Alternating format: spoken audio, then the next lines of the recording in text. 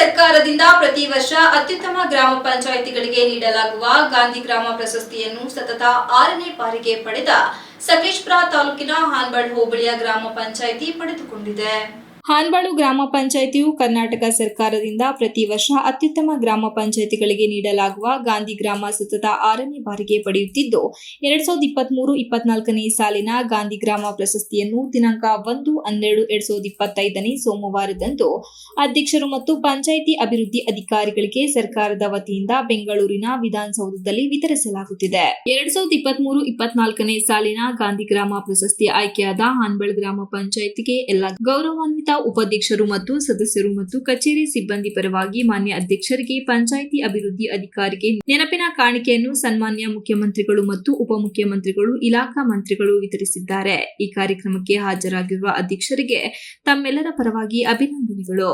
Mohan, TV 46 news Kannada, Sakleshpur.